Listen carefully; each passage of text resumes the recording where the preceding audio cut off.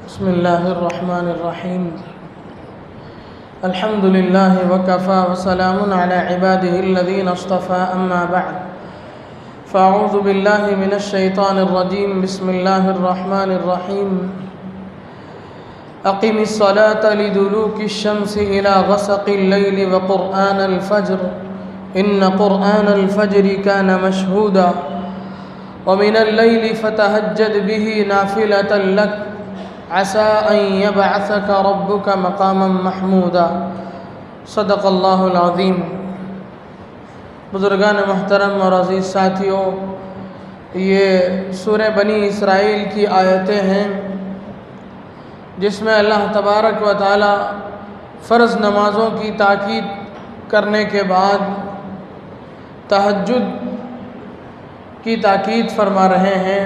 फरमाया व मिनल लैलि फ़तहज्जद बिही नाफ़िलतन लक, और रात के कुछ हिस्से में तहज्जुद की नमाज़ अदा किया करें, जो आपको नफली तौर पर तहज्जुद की नमाज़ अदा किया करें।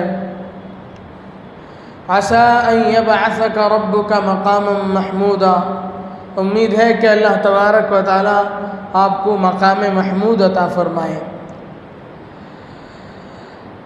नमाज़ों में तहज्जुद की नमाज़ नफिल नमाज़ों में बहुत ही अहमियत की हामिल है।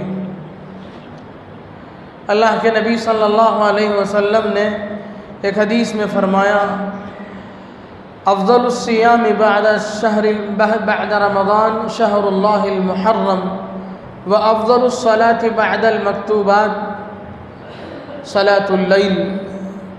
रमज़ान के रोज़ों के बाद सबसे अफ़ज़ल रोज़ा मुहर्रम का रोज़ा आशूरे का रोज़ा है, और फ़र्ज़ नमाज़ों के बाद सबसे अफ़ज़ल तरीन नमाज तहज्जुद की नमाज है। अल्लाह के नबी सल्लल्लाहु अलैहि वसल्लम बड़ी ताकीद फरमाते थे और बहुत पाबंदी फरमाते थे। हज़रात अंबिया कराम अलैहिमुस्सलातु वस्सलाम का भी मामूल था। ख़ुद नबी करीम सल्लल्लाहु अलैहि वसल्लम ने इरशाद फरमाया एक हदीस में, हज़रत बिलाल हबशी रज़ियल्लाहु अन्हु को फरमाया कि अलैकुम बिक़ियामिल लैल, कि तुम तहज्जुद की नमाज को लाजिम पकड़ो। फ़इन्नहु दअबुस सालिहीन क़ब्लकुम, इसलिए कि वो तुमसे पहले नेक लोगों का शेवा रहा है। तुमसे पहले जितने नेक लोग गुज़रे हैं, अल्लाह के नबी सल्लल्लाहु अलैहि वसल्लम के ज़माने से पहले जो नेक लोग गुज़रे हैं, उनमें सबसे नेक लोग तो हज़रात अंबिया कराम अलैहिमुस्सलातु वस्सलाम थे। अल्लाह के नबी सल्लल्लाहु अलैहि वसल्लम का कहने का मकसद ये था कि तुमसे पहले जितने नेक लोग गुज़रे हैं उन सब का ये शेवा था कि वो तहज्जुद की नमाज़ पढ़ा करते थे। फ़इन्नहु दअबुस सालिहीन क़ब्लकुम, और फरमाया वहिय क़ुर्बतुन लिरब्बिकुम, और वो अल्लाह से नज़दीकी का ज़रिया है। आदमी तहज्जुद पढ़ता है तो अल्लाह से नज़दीक हो जाता है। व मग़फ़िरतुन लिस्सय्यिआत व मन्हाहुम अनिल इस्म, और गुनाहों से कफ़ारे का ज़रिया है और गुनाहों से बचाव का सबब है। तो तहज्जुद में बहुत बड़ी फ़जीलत है। तहज्जुद किसे कहते हैं? इशा की नमाज के बाद नफिल तहज्जुद के इरादे से नफिल नमाज पढ़ने को तहज्जुद कहते हैं।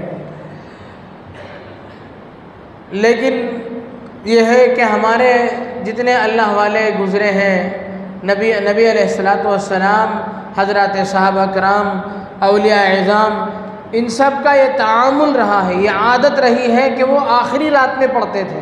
वरना हदीस के ज़ख़ीरे में इस बात की तसरीह नहीं है, इस बात की सराहत नहीं है कि तहज्जुद की नमाज का मतलब यह है कि सुबह के यानी रात के आखिरी हिस्से में पढ़ो तभी तहज्जुद की नमाज होगी, ऐसा नहीं है। बल्कि बाज़ हदीसों में है कि अल्लाह के नबी सल्लल्लाहु अलैहि वसल्लम ने फरमाया कि तुम तहज्जुद की नीयत लेकर के अगर कोई बंदा सो जाए, तहज्जुद के नमाज की नीयत से कोई बंदा सो गया, इस नीयत से सोया कि मैं तहज्जुद की नमाज़ पढ़ूँगा, लेकिन उसकी आँख ऐसी लगी कि वो फिर सुबह को ही उठा, सुबह सादिक़ के बाद उठा, उसे तहज्जुद की तौफ़ीक़ नहीं हुई, फिर भी अल्लाह तबारक व तआला ये फ़ज़ल फ़रमाएंगे कि वो तहज्जुद पढ़ने वाला शुमार किया जाएगा। इसलिए हमें तहज्जुद का एहतमाम करना चाहिए। अल्लाह के नबी सल्लल्लाहु अलैहि वसल्लम इसका बहुत एहतमाम फरमाते थे। जैसा कि मैंने कल भी अर्ज़ किया था कि नबी अलैहिस्सलातु वस्सलाम इतना एहतमाम करते थे और इतनी ज़्यादा लंबी रकातें पढ़ते थे, जिसकी वजह से आप अलैहिस्सलातु वस्सलाम के पैरों में सूजन आ जाता था, आपके पैर फूल जाते थे। और बाज़ रिवायतों में है कि आपके पैर ज़्यादा सूजने की वजह से आपके पैरों में हल्की सी रीखें पड़ जाती थी, तड़क जाता था पैर आपका, इतना वरम हो जाता था, पैर इतने फूल जाते थे। तो नबी अलैहिस्सलातु वस्सलाम बहुत एहतमाम करते थे। और हज़रत सहाबा किराम रिज़वानुल्लाहि तआला अलैहिम अजमईन के यहाँ भी बहुत एहतमाम था। नबी अलैहिस्सलातु वस्सलाम जब मस्जिद नबवी में दाखिल होते तो चारों तरफ हज़रत सहाबा किराम की तहज्जुद के पढ़ने की आवाज़ होती थी। कहीं अबू मूसा अशअरी की, कहीं हज़रत सैयदना अबू बकर सिद्दीक़ की, कहीं हज़रत सलमान फ़ारसी की, चारों तरफ से सबकी तिलावत की आवाज़ की कशिश आप अलैहिस्सलातु वस्सलाम को खींचती थी। आप अलैहिस्सलातु वस्सलाम के ज़माने में एक अजीब मंज़र होता था। मदीने की गलियों में तहज्जुद के मौके पर तहज्जुद की नमाज और उसमें हल्की सी आवाज़ से क़िरात करने का मामूल बन गया था। एक हल्की सी भिनभिनाहट पूरे शहर में महसूस की जाती थी। हज़रत सहाबा किराम रिज़वानुल्लाहि तआला अलैहिम अजमईन भी अल्लाह के नबी सल्लल्लाहु अलैहि वसल्लम की इस आदत को अपनाया सहाबा ने, और बड़ी पाबंदी के साथ सहाबा किराम तहज्जुद पढ़ा करते थे। चुनांचे हज़रत सैयदना उस्मान इब्न अफ़्फ़ान रज़ियल्लाहु अन्हु के बारे में आता है कि जब हज़रत शेख अब्दुर्रहमान अत्तैमी फरमाते हैं कि मैं एक मरतबा मस्जिद हरम में दाखिल हुआ, काबे के मकाम इब्राहिम के करीब में नमाज की नीयत बांध करके खड़ा होने वाला ही था कि अचानक मुझे पीछे से किसी ने मेरे कंधे पे हाथ रखा। मैंने पलट के देखा तो हज़रत उस्मान गनी पीछे मौजूद थे। फिर मैं अपने काम में लग गया। फिर मैं क्या देखता हूँ कि हज़रत उस्मान रज़ियल्लाहु अन्हु ने नमाज शुरू की और नमाज पढ़ते चले गए यहाँ तक कि उन्होंने एक रकात में पूरी कुरान करीम की तिलावत की, पूरी कुरान करीम की। यही वजह है कि जब बाग़ियों ने हज़रत उस्मान गनी रज़ियल्लाहु अन्हु को शहीद किया, उन पर हमला किया गया, उन्हें शहीद किया गया, तो उनकी शहादत के फ़ौरन बाद उनकी ज़ौजे करीमा जो उस वक्त मौजूद थी, उन्होंने कहा कि तुमने एक ऐसे अल्लाह के बरगुज़ीदा बंदे को तुम लोगों ने शहीद किया है जो तहज्जुद की एक रकात में पूरा कुरान पढ़ा करता था। ये हज़रत सहाबा किराम ने अल्लाह के नबी सल्लल्लाहु अलैहि वसल्लम की ज़िंदगी से ये सबक हासिल किया था। अल्लाह के नबी सल्लल्लाहु अलैहि वसल्लम की तालीमात को उन्होंने ऐसा अपनाया था। हज़रत सलमान फ़ारसी रज़ियल्लाहु अन्हु ने दूसरे सहाबा को तलक़ीन की कि बहुत लंबी नमाज़ें ना पढ़ा करो, अपना भी ख्याल रखा करो। लेकिन ख़ुद हज़रत सलमान फ़ारसी रज़ियल्लाहु अन्हु के बारे में आता है, किताबों में लिखा है कि हज़रत सलमान फ़ारसी रज़ियल्लाहु अन्हु ने बनी किंदा के कबीले की एक औरत से निकाह फरमाया। जब शब ज़ुफ़ाफ़ थी, पहली रात थी, हज़रत सलमान फ़ारसी दाखिल होकर के उन्होंने अपनी नई नवेली दुल्हन से कहा कि मैंने अल्लाह के नबी सल्लल्लाहु अलैहि वसल्लम से सुना है कि जब तुम अपने घर में कोई नेक काम करो तो अपने घर वालों को भी उसमें शामिल कर लिया करो। और मेरी आदत है कि मैं तहज्जुद पढ़ा करता हूँ और मेरी अब ख्वाहिश है कि तुम भी इसमें शामिल हो जाओ।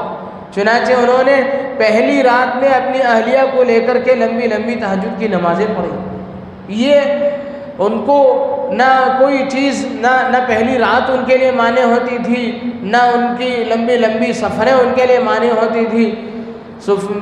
एक जंग के मौके पर हज़रत सहाबा किराम रिज़वानुल्लाहि तआला अलैहिम अजमईन के तहज्जुद की पाबंदी को देखकर कई लोगों ने इस्लाम कबूल किया कि ये लोग इतने पाबंद हैं अपने नबी की तालीम पर, क्या तालीम होगी और कैसे उस नबी की तालीमात कितनी ऊंची होंगी। तो बुज़ुर्गान मोहतरम, ये हज़रत सहाबा किराम रिज़वानुल्लाहि तआला अलैहिम अजमईन का ये मामूल रहा। अल्लाह के नबी सल्लल्लाहु अलैहि वसल्लम ने इसकी बड़ी ताकीद फरमाई और इसकी बरकतें बहुत हैं। अल्लाह के नबी सल्लल्लाहु अलैहि वसल्लम ने अपनी ज़िंदगी का ये मामूल बनाया था कि आप रात का एक बड़ा हिस्सा इसके लिए सर्फ फरमाया करते थे। कुरान करीम में आप अलैहिस्सलातु वस्सलाम से खिताब फरमाया गया, या अय्युहल मुज़्ज़म्मिल, ए चादर ओढ़ने वालों, क़ुमिल लैला इल्ला क़लीला, रात को उठ कर के खड़े हो जाओ अल्लाह की इबादत में, निस्फ़ इल्ला क़लीला, मगर थोड़ी देर के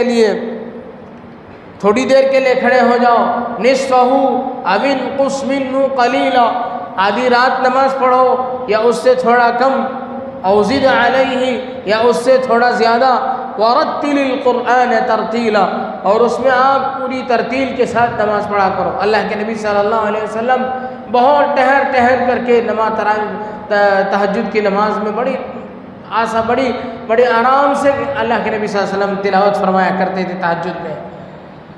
तो नबी अकरम सल्लल्लाहु अलैहि वसल्लम ने बड़ी पाबंदी फरमाई। अबू मुस्लिम खौलानी रहमतुल्लाह अलैह एक बड़े अल्लाह वाले गुजरे हैं।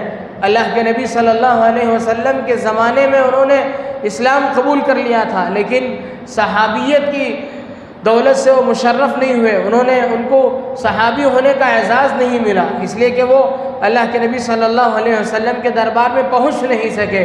वो यमन के रहने वाले थे। अल्लाह के नबी सल्लल्लाहु अलैहि वसल्लम के ज़माने के बाद फ़ौरन बाद आपके आखिरी हयात में असवद अनसी नाम का एक बदबख्त था, जिसने दावा किया कि मैं नबी हूँ। हुज़ूर अकरम सल्लल्लाहु अलैहि वसल्लम पर नबूवत का दरवाज़ा ख़त्म नहीं हुआ, आपके बाद मुझे नबी बना करके भेजा गया है। चुनांचे ये खड़े हुए उसके ख़िलाफ़, उन्होंने इसके ख़िलाफ़ आवाज़ लगाई और हज़रत अबू मुस्लिम खौलानी रहमतुल्लाह अलैह ने उसका मुकाबला किया। उसने अबू मुस्लिम खौलानी को पकड़ा और आग जलाई, बड़ी तेज़ आग जलाई, अबू मुस्लिम खौलानी को उसमें डाला, लेकिन वो अल्लाह के इतने नेक बंदे थे कि उनकी आग ने उन पर ज़रा बराबर भी असर नहीं किया। उसके चेले चमचों ने देखा कि अबू मुस्लिम खौलानी ऐसा ताकतवर आदमी है, ऐसी रूहानी ताकत रखता है, तो सब ने असवद अनसी से कहा कि इसे अपने इलाके से बाहर कर दो, वरना ये पूरे इलाके को ख़राब कर देगा। चुनांचे उनको वहाँ से बाहर किया गया। अबू मुस्लिम खौलानी वहाँ से निकले और निकल करके उन्होंने सफ़र किया और मदीना मुनव्वरा पहुँचे तो उन्होंने देखा कि हज़रत सैयदना अबू बकर सिद्दीक़ रज़ियल्लाहु अन्हु अल्लाह के नबी सल्लल्लाहु अलैहि वसल्लम के खलीफा बने हुए हैं। रात को हज़रत उमर रज़ियल्लाहु अन्हु से उनकी मुलाकात हुई। हज़रत उमर ने पूछा, कहाँ से आ रहे हो, कौन हो, कहाँ से आ रहे हो? उन्होंने उनका नाम ज़ाहिर, उन्होंने कहा कि मैं यमन से आ रहा हूँ। हज़रत उमर ने पूछा कि हमारे यमन के उस दोस्त का क्या हाल हुआ जिसने हज़रत सैयदना इब्राहीम अलैहिस्सलातु वस्सलाम की सुन्नत ज़िंदा कर दी। उसे आग में डाला गया, वो हज़रत इब्राहीम की तरह आग से सही सालिम बाहर निकला था। बाद में गुफ्तगू के दौरान पता चला कि यही वो शख्स है जिनको अल्लाह ने सही सालिम बाहर निकाला था। हज़रत उमर बहुत खुश हुए, उनसे मुआनका किया और लोगों से कहा जाकर कि आज मुझे ऐसे शख्स से मुलाकात का शर्फ हासिल हुआ जो अल्लाह के नबी सल्लल्लाहु अलैहि वसल्लम की उम्मत में हज़रत इब्राहीम का नमूना है। हज़रत अबू मुस्लिम खौलानी रहमतुल्लाह अलैह को अल्लाह ने ये मकाम बुलंद इसलिए अता फरमाया था कि वो बड़े तहज्जुद के पाबंद थे। जब वो नमाज में खड़े होते थे और नमाज में तहज्जुद की नमाज में जब उनको नींद सताती थी तो वो एक कोड़ा रखते थे और अपने आप को कोड़े से मारते थे और मार करके नमाज के लिए खड़े होने पर मजबूर करते थे। ये हमारे अकाबिरीन की पाबंदियाँ थी। तो नमाज तहज्जुद एक अल्लाह की बहुत बड़ी दौलत है, इसलिए हमें उससे जी नहीं चुराना चाहिए। नमाज तहज्जुद का सबसे बेहतरीन वक्त सुबह सादिक से कुछ पहले का है, जिस मौके पर गर्मी के मौसम में ठंडी हवाएं चलती हैं, सर्दी के मौसम में कमरा खूब गर्म हो जाता है, पूरी नींद की सारी रुकावटें ख़त्म हो जाती हैं। उस मौके पर अल्लाह की तरफ से आजमाइश है कि अल्लाह का बंदा नरम बिस्तर को, गर्म माहौल को, ठंडे माहौल को, गर्मी के मौसम में ठंडे माहौल को, सर्दी के मौसम के गर्म माहौल को छोड़कर अल्लाह की याद में अल्लाह के दरबार में खड़ा हो जाए। ये अल्लाह को बहुत पसंद है।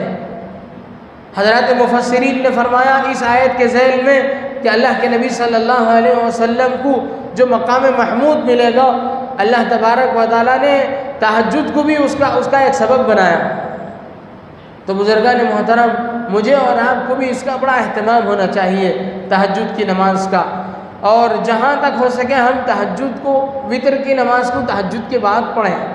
अगर हमें यकीन हो इस बात का कि हम तहज्जुद में बाकायदा उठेंगे और हमारी आदत बन गई हो, तो हम क्या करें, तहज्जुद की नमाज़ पढ़ें और उसके बाद वितर की नमाज़ पढ़ें। फरमाया अल्लाह के नबी सल्लल्लाहु अलैहि वसल्लम ने, इजअलू सलात आखिर सलातिल लैल वित्रन, के रात की नमाज़ों में सबसे आखिरी नमाज वितर की नमाज़ को बनाओ। इसलिए तहज्जुद की नमाज़ पढ़ेंगे और उसके बाद वितर की नमाज़ पढ़ेंगे। लेकिन जिसे भरोसा ना हो वो ऐसा नहीं कर सकता, इसलिए कि वितर की नमाज वाजिब है, नफिल, तहज्जुद की नमाज नफिल है, इसलिए उसे छोड़ना नहीं चाहिए।